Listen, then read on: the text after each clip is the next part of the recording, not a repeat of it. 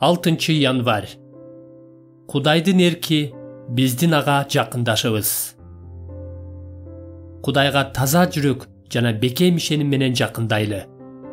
Еврейлер 10 бөлүм 22 аят. Бул аятта бизге Кудайга жакындашыбыз керектиги айтылат.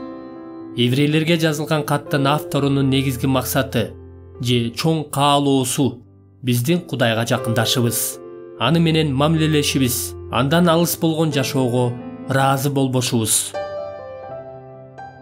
Кеп Кудайга денелик иш аркылуу жакындоо жөнүндө болгон жок. Кеп асманга барып калыш үчүн, Бабыл мунарасын куруу сыяктуу чоң ийгиликтерге жетүү жөнүндө болгон жок.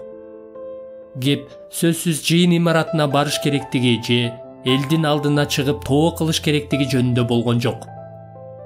Кеп көзгө көрүнбөгөн жүрөгүбүздүн бир иши жөнүндө болуп жатат. Муну эч бир кыймыл аракет жасабай турган маалда да, же ооруканада керебетте жатканда да, же коомдук транспорт менен жумушка бара жаткан жолдо да кылсаңыз болот.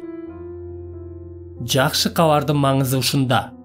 Исанын Гетсемани багында жана адамдардын колуна салынып берилген түнү жасаган ишинин маңызы мына ушунда.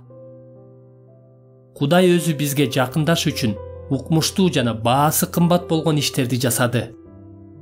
Биз анын уулу аркылуу ага жакындай алышыбыз үчүн, ал өз уулун биз үчүн азап чексин жана өлсүн деп жөнөттү.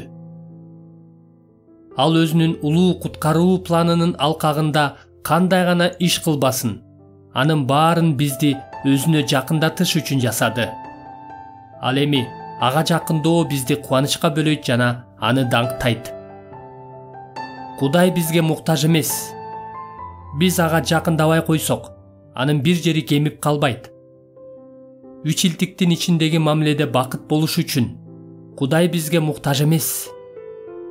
Бирок ал биздин күнөөкөр болгонубузга карабай, өз уулу аркылуу биздин жаныбызга толук канааттануу бере алган чындыкка, башкача айтканда, өзүнө жол ачуу аркылуу өзүнүн ырайымын көрсөттү.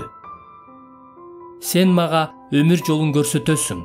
Сенин алдыңда толук кубаныч, оң колуңда төлүк жыргал. Забур 15 бөлүм 11 аят. Ушул насаат сөздү угуп жатканыңызда да, Кудайдын сизге карата болгон эрки, сиздин ага жакындашыңыз. Машаяк ушуну ишке ашыруу үчүн курман болгон.